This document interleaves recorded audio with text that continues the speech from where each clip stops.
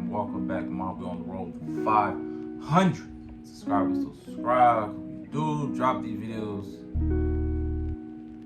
on a daily.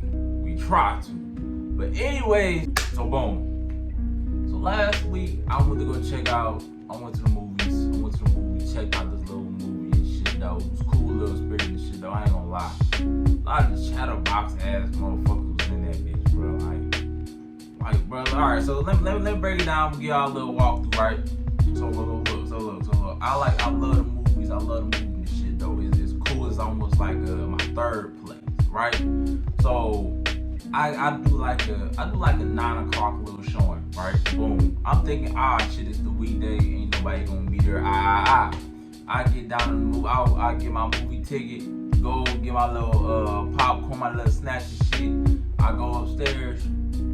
Go to my theater, sit down. Shit, bro. Alright, cool, man. Ain't nobody in it. It's just me. It's just me type shit, right? So boom. When I paid for my ticket, cause I paid for my ticket online. It said it was like 5 people behind me that was gonna sit behind me. Bro, I'm sitting there about like 20 minutes. They about to start rolling trailers and shit. Ain't nobody in there, right? So look, I'm like, shit, it's just me. It's just about to be me in this bitch, okay? Man, as soon as the first trailer come on, tell me what I hear. I hear rumbling. I hear the crowd walking up the steps. I'm like, shit, alright, cool, it's whatever. Now, I don't really have anxiety like that for real. I do and I don't. I do and I don't. I got a lot better with the shit. But when this group of people sat behind me, and it was about like 5 or 6 of them. These motherfuckers, when they set their ass down, my heart dropped a little bit. Cause it's like, I don't know how to describe it. I don't know how to describe this shit though, but I don't know, I felt it in my heart and shit. Then some more motherfuckers came in there and shit though, and alright, cool, boom. So now the movie about to get ready to get rolling. And the movie that I came to see was Strangers, Chapter 1. Now I was very excited to see this movie. They actually have 3 movies recorded, filmed, better terminology, for this shit, And I ain't gonna lie, I love The Strangers. I seen the last Strangers, Let Them Pray at Night or something like that. I seen that in the movie theaters. I love that. I love the lights. I love the music. I love the cinematography. I love all that shit, right? I love the first one. People don't really like that second one. I fuck with the second one though, and I fuck with the first one. The first one was obviously the better one. Now, let's talk about this video though, because what this video is, we're about to talk about The Strangers Chapter 1. And I'm gonna tell you off the rip, I'm highly disappointed. I'm highly disappointed off of this shit. I seen somebody say that they compared this to Riverdale. I didn't believe it. But since I sat there and actually watched the shit, oh yeah, this Riverdale for sure. I don't even know what the fuck Riverdale is. I just know that shit come on the CW. That's the type of shit. But we about to watch this little let me explain video, and we gonna go as they go and shit though. They gonna break the shit down and shit, and I'm gonna give you my thoughts on why I think this movie was a big ass disappointment. Remind you, this is a reboot. This is a reboot.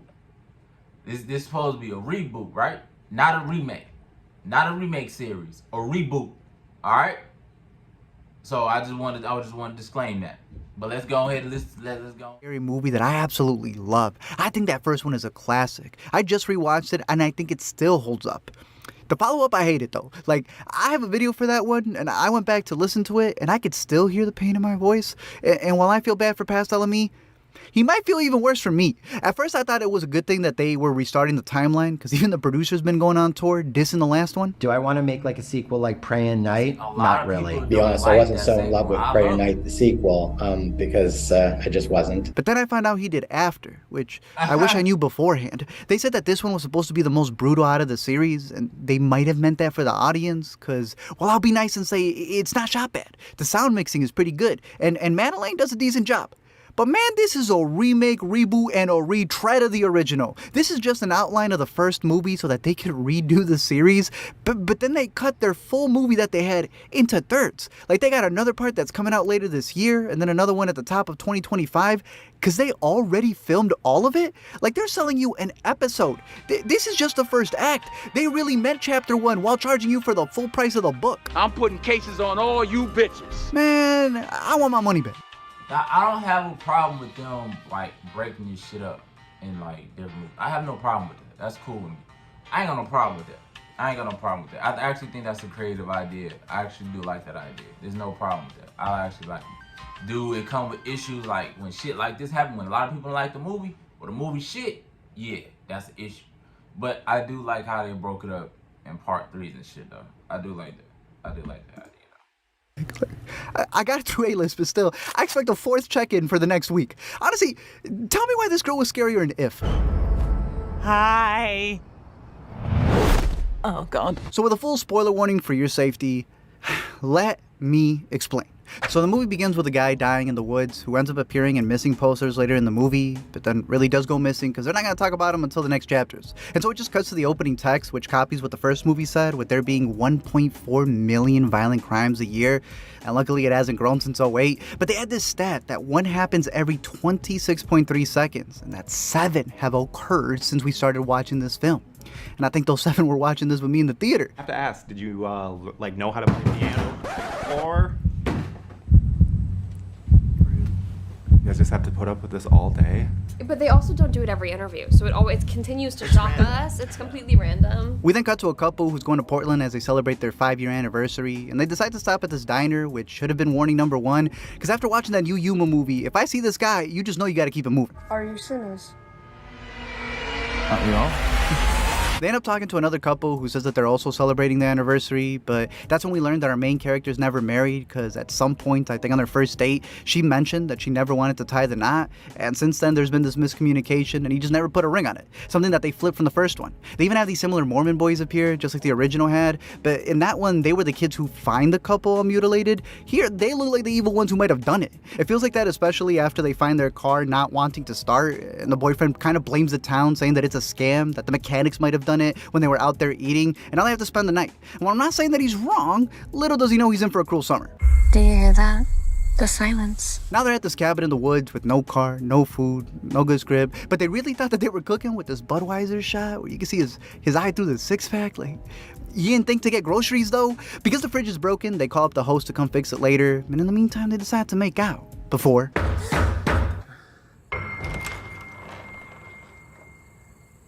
Is Tamara here? No. the strangers introduce themselves like they always do and then run off, and even though this guy already suspected this town of running a scam, he decides to leave this girl alone because dude forgot his inhaler in the car that's at the mechanic. Alright, boom. I'm gonna stop it right there because I'm gonna stop it right there because this is where I kind of started to have issues and shit. Alright, so number one, I don't really have too much of a problem with the characters and shit. The dialogue is what really like does it for me. The dialogue really does it for me and shit. But I don't really have too much of a big issue with this shit. I have an issue and I don't have an issue with the whole reboot and redoing the same shit that you did in the first movie, because we in the reboot era and shit, though, a lot of scary movies and shit though getting rebooted. And FYI, I do not believe the Strangers needed to be. I really don't believe the Strangers really needed 2 movies. Actually, to be honest with you. Like I said, I like the second one, but the first one is cool. 3 movies is kind of like pushing. I really don't believe. I don't think there's much shit you could really do with the fucking Strangers and shit like that for real. But the characters, I ain't got no problem with. Number 2, I kinda I kind of don't like the idea of him leaving her alone. That's where I kind of started to question this movie a little bit and shit though. Kind of made me like, what the fuck is we doing here? Because at this point, the girl came knocking at the door, made the girl girlfriend uneasy and shit, right? Boom. Obviously, the guy he needed is unhailing and shit. But why not take the girl? Why not take your girl with you and she feel uneasy? Boyfriend. Nah, like, well, whatever. Whatever though, right? And like, in another interesting part, because he brought it up in the beginning of the movie, in the beginning of the video, they start the movie off with a guy dying, right? And I felt like they could have did something very interesting with that start of the movie and shit, right? But they kind of fell short. And when we get there, I'ma explain what I mean. Mechanics. Again, this is just because the 2008 version has the guy also go out, so they just had to like copy it. You know, this is all just a reskin because they legit have this boy get a random motorcycle just to drive out. Maya now has to get taunted by herself with them knocking again for Tamara, leaving her so spooked she twitches like Tia. And they do this garbage disposal jump scare that was just pure trash. They copy the creepy vinyl bit from the first, consistent of the greatest hits never played, but then they do my least favorite thing in horrors. Maya decides to play the piano, and somehow the bag-headed man is sitting there with a front row seat. Then he just magically disappears. They then do that again when he's literally right outside her see-through shower and just vanishes. Like these aren't strangers, they're Batman. It definitely felt like this could happen to me. Meanwhile, Ryan almost gets bashed for breaking into his own car. After getting his inhaler, That kind of do make sense. Because at the end of the day, these are regular people. These folks are not supernatural and shit though. So why the fuck is they disappearing and shit though? But I will say, when they was at the piano key, you could see him like in the distance off the reflection of the mirror. I kind of thought that kind of was kind of like creepy and shit. But at the same time though, the way he disappeared and shit is kind of questionable. So thinking about it now, it kind of do make sense. he goes to order a burger with no meat for his vegan girlfriend and finds the other couple from earlier sitting there with another couple from earlier. And we're gonna have to come back to that because I think in order to figure out what they have to do, you gotta buy another ticket for the sequel. He returns to the cabin to find Maya hiding in a closet because she had found a stranger in another closet. And this man just dismisses her saying that no one's there, while also being sick and tired of the people who are always there knocking. Nah, that part, he didn't explain it. He didn't break it down. So what happened is the girl, she started to hear stuff in the house. She started to walk around the house and see stuff, right? You know, she kind of get paranoid. She starts smoking, right? The power goes out. She goes to the fuse box and she sees one of the strangers, one of the female strangers, right? The girl would take off running and hide in the closet. The female stranger is walking around the house. This was a good part of the movie. This was the tense part of the movie, and you know, I feel like that built tension and shit, right? Now, what I always hate about this shit in the movies and shit is the fact, like, the dude, he seen a girl in the closet, balled up, crying. The woman is crying, talking about is somebody in the house. And this man really said, "Oh, you been smoking a little weed, or you get paranoid when you get high. The fucking power is out, bitch. I ain't cut it off. What the fuck? I really hate when movies do that, when they try to downplay shit, like people just crazy and shit. You in an unknown area and somebody came knocking at the door. What the fuck is you talking about? Like, I don't like that type of shit. Again, they changed his character, but still try to play it off like the original, where it was crazy nuanced. Again, go watch that one. I highly recommend it. Stop this video right here, because in that one, they have this fight early on where he's gripping the wheel looking all agitated. She looks all jumpy. You see that man make calls just to disappear and then reappear after another suited killer came in. Like, when you watch that one for the first time, it's an actually well-directed horror movie that stands outside of this franchise. Here they changed this dude's name to Scarecrow because they wanted to sell more Halloween masks. We have 30 more chapters to explore after this. Like this is all Star Wars of horror. Maya eats her burger with no meat while he keeps spilling ketchup, only to find out that he didn't order extra Heinz. It's actually a dead bird hanging from the lights they never noticed. The strangers then break in through the doors that they decorated with hellos. They smash their phones since these bozos left them behind. They blow up the bike, and this man keeps leaving his inhaler behind. They then decide to go through the crawl space since the main floor upstairs wasn't dangerous enough, and they get hit with rats. No, rats are outside, mice are inside. Yo, but what if a mouse goes outside? Does it become a rat? And if a rat is in the house, is it a mouse? I ain't never seen no mouse outside. That's what I'm saying. That's because it's a rat, fool. Hey. As they're crawling on what the director said was literally real glass, Maya gets a nail pierced right through her hand as they rush out of this quiet place. Obviously they have to hit up the shed outside since, you know, it's for the homage, but this was a good part too. This was a good part too. It built, I felt like this built good tension. For me, it felt like good tension and shit though. They're scared, they're trying to get outside the freaking, they crawling up in the crawl space. She put her hand on the nail, old rusty nail and shit. They're trying to be quiet, keep it down. You know, she pulled it out, head to the shed, try to wrap the shit up, right? I feel like that was good tension. Like I said, I feel like there was nothing wrong with the characters itself. I kind of feel like if the movie tried to be like a reboot, it would try different shit instead of being like a complete remake with minor tweaks and actually made major tweaks. I think the movie would have been cool, all right? I feel like the movie would have been fine. The whole like it's the minor tweaks that kind of like I kind of don't like. that's where Ryan picks up a shotgun and, trying so hard to be the hero, ends up shooting the host Joe who just arrived. And it must have been an electric Jeep because you couldn't hear that at all. I know maybe. All right, boom. So look. All right, so this is what I was talking about earlier in the video, right? This is what I was talking about earlier in the video, and I kind of got. I probably won't notice until the second movie come out, but the female stranger, they found them in the cabin, right? Boom, they run outside.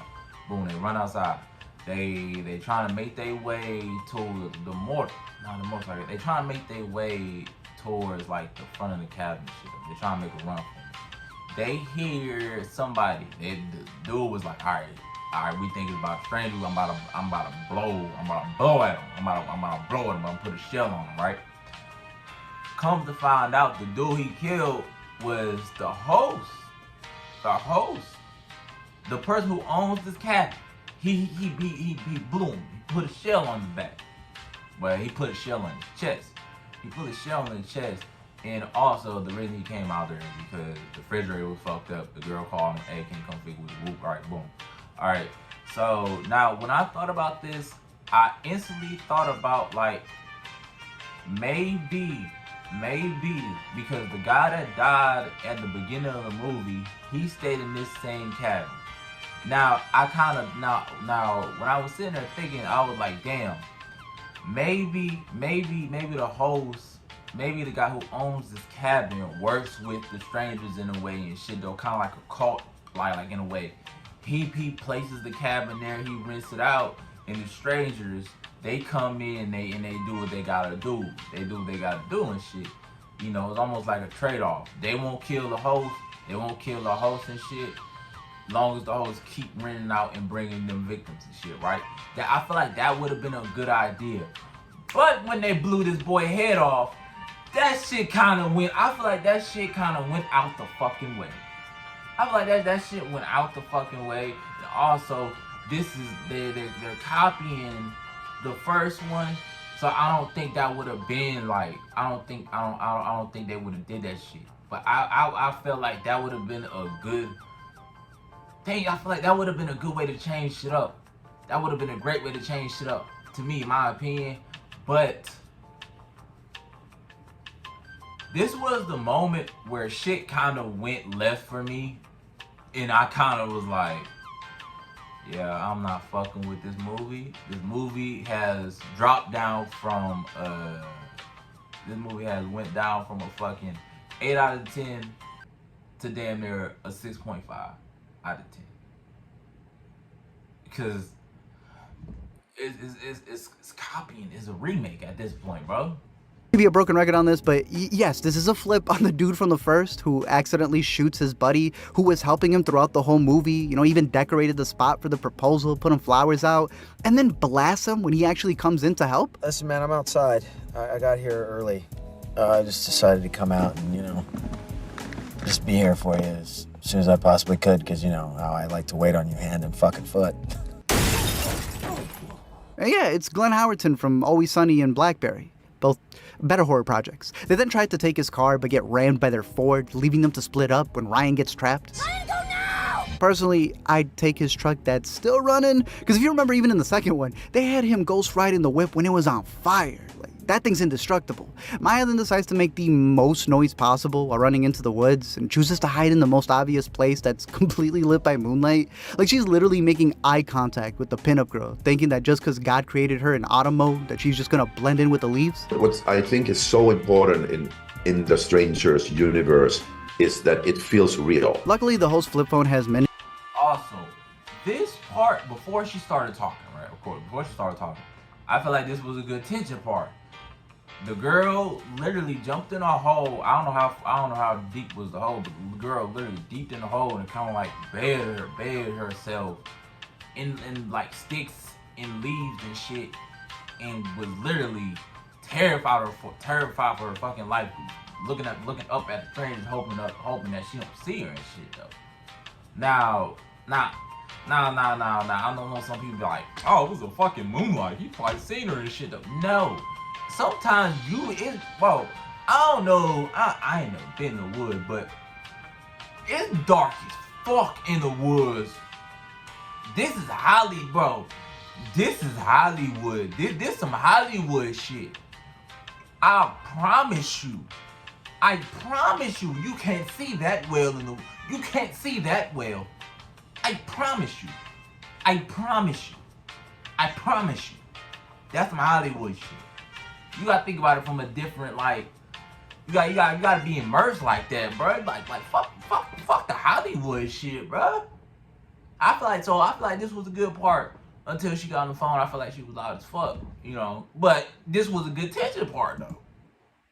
Minutes and she's able to call 911, but then she realizes that she's tucked herself in the spot where they hide the bodies, snuggling right next to the corpse of the guy from the beginning. Should have snatched his watch. She then tries to run away, but at this point, you can be in the literal desert, haven't done a whole 360 to your surroundings. Man, these guys are gonna be appearing like they teleported. See, what they're missing from the original is that had that iconic shot of the bagman where he was hidden in the shadows, and that was extra creepy because, you know, at any moment, he could just dip away easily while he's stalking her.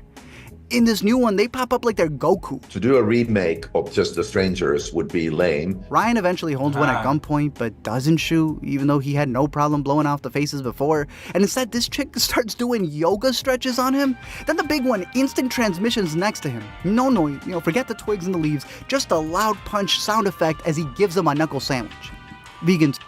So this part right here was kind of like, this part was like dumb as hell because he really got that thing like pointed at her and shit though. Pointed at her face. And I feel like this, he making a great point. This does contradict what the fuck he did. Like, yes, he did shoot the hose on accident, but at the same time though, these folks is trying to kill you.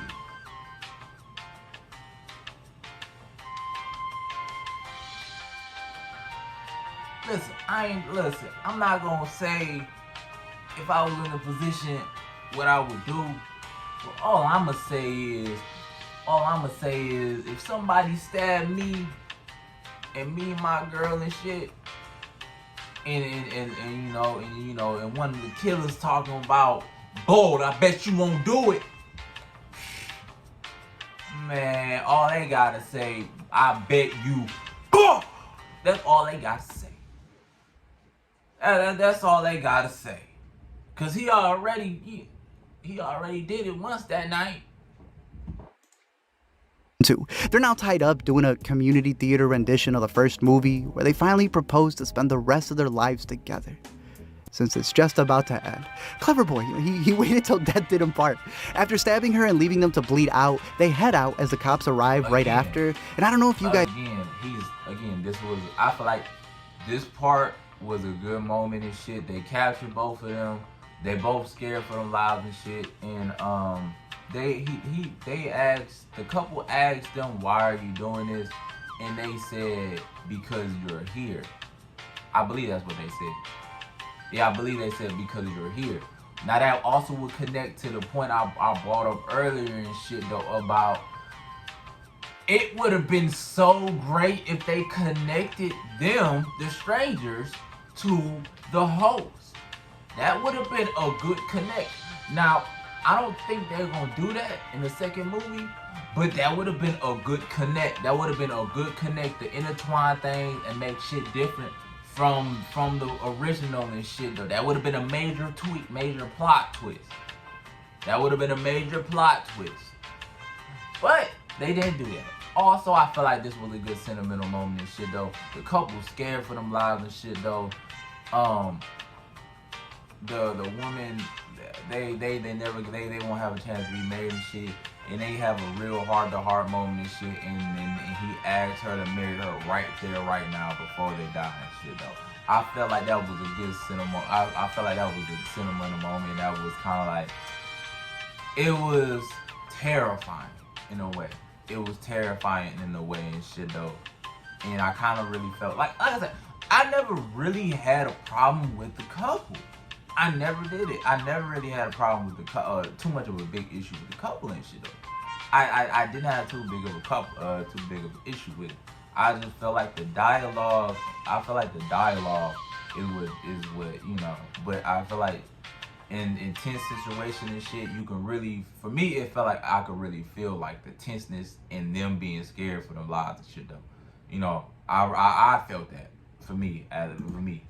Guys heard about the original or not, but it's creepier because the way that they edited it gets you so close to seeing their faces, but then it would just cut.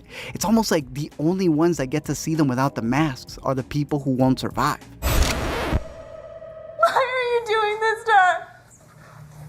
Because you decided to remake a classic. In the end, she survives long enough to see the sequels, and she's a producer, and is in the hospital as they hit you with a to be continued. Now, let's look at the future. They said that the whole series is supposed to take place within 5 days, with them wanting to release Chapter 2 later this year, and then the finale at the beginning of next year, so it's kind of similar to what Fear Street did, where they were going to release it in theaters a couple of months apart, but then COVID hit and it went to Netflix, and I think that one might have done a little bit better. Mainly because they said that all 3 of these were filmed in like 50-ish days, which I think is absolutely crazy. Like, they even admitted to filming all 3 within like 1 day, jumping around, and that they had trouble keeping the makeup in place. Did you guys have a system in place in order to just try and keep track of it all? We didn't have it. Organized chaos. To me, this is all just one movie that they split up, which is why they keep talking about releasing them as a super long assembly cut. But our secret dream is then one day after that, we will actually cut the 3 movies together, and it'll be re-released as one movie, because we want to see what the audience is going to think about going to see a horror movie that is 4 hours long. That's never been done before. Now that sounds like a horror. So here's some theories. They keep talking about small towns, and I feel like that's going to play a big part in the sequels, because they did bring the Mormons back, and it's more than just the little kids who look really creepy. They even had the food truck giving out tracts. In the first one, they even hinted that there was a newbie who was in the group who was told that it'll be easier next time. Are you a sinner? Sometimes. What I am worried about is that, they're gearing up to release the next one in October, November, and I think it'd be really corny if they make Ryan right and that it was all a scam and they want to blame a small town for the violence, because they already had that part where the group at the food truck emphasizes on him being a New Yorker and that he looks down on them. They did switch the iconic line from being Because you were home. to Because you're here. and they even have Pinup Girl and Scarecrow look like a couple, so I don't know if they're trying to connect it to the town people and their anniversary actually just being the killings. Which of the strangers is scariest, do you think? Which one gets under your skin the most? I watched them like all after I filmed, just because I didn't want it to impact how I did it. But no, I'll have to get back to you on that. Oop, spoilers. They also randomly had an ally ad at the beginning, so we'll see how those funds come into play and how it connects to the characters, especially because the producers, get this, they keep hinting that the real strangers are actually the victims. Who do you think are the strangers in this movie? Like the main couple or the killers? I think that's a great point, because traditionally we think the strangers are, of course, the strangers who come to their house and start terrorizing them. Mm-hmm. But at the same time, you could say in this one, because our couple happens to go into this little town and they go into an Airbnb, and the town people kind of look at them like, okay. Like strangers? Yeah, so they are the strangers themselves. Bruh. How? Now, there's always been this theory that one of these movies is going to show you how they gather the killers, how they collect the strangers. And there's this idea that it might be Maya after everything she goes through. And look, just because I don't like this one doesn't mean that the sequels, once this new story actually starts, won't be good. Madeleine's not bad in this movie. I think she has potential. I just thought the writing is there. A character-driven piece about like what happens when someone is pushed beyond their breaking point time and time again. And a change of attitude in our lead characters, because I think we all have a tipping point, and I have a feeling Madeleine's character is going to reach that tipping point. It's really her story and a story of like what can happen to a victim of this type of violence if you survive. What can happen to you, and how can that mentally completely change you? That would be goofy, but we'll see. In the end, this video wraps. Thank you all for checking out this video. I'm curious to know your thoughts about any other movies, but shout out to Let Me Explain for the reaction. So my final thoughts. Alright, so like I said, he kind of said it as well. There's nothing wrong with the characters. I feel like they could have been written a lot. They could have been written better and shit. And they could have did different stuff instead of doing minor tweaks. Major tweaks could have been like, and also the woman, the girlfriend, she survived at the end, which I kind of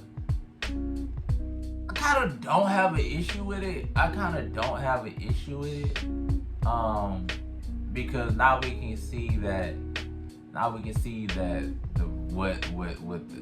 PTSD and all that stuff did to her and stuff like that. I personally do not want to see no damn origin story for where the fuck the strangers come. I don't want to see that. I don't want to see them but trying to look like a victim. There's no way in the fuck you stab somebody and then and you be the victim. No. I don't give it. Nah, hell no. That's what we're not gonna do, okay? I don't want to see that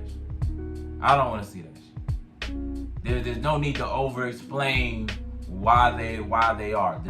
Just say they're a cult if you want to do that. Just say they're a cult. Just say that. Just say that. But you trying to explain and say they're the victims. No. Don't do that. Don't do that shit, bro. Don't do that shit, bro. But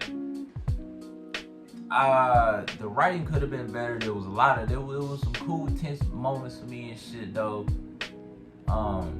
It was real CW-ish. I feel like this was a disappointment in how I would rank the movies. The first one obviously the best one, the second one, and then this one. This one I would say this is a 6.5 out of 10. Disappointing. Very disappointing. And I'm kind of curious. I went to go see this movie in the theaters.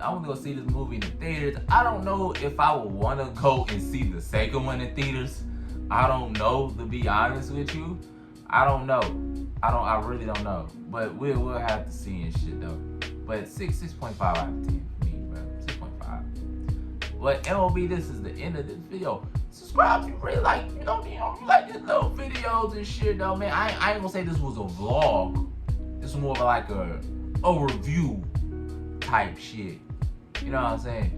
So you like these videos, man? I'll probably watch a video too. We're gonna talk about Planet of the Apes. I watched the whole trilogy. Well, I love that. We're gonna talk about that. But MLB, this is the end of the video. Like y'all, stay in tune with the mob. It's your boy Retro Roy, and I'm holla at y'all later, man.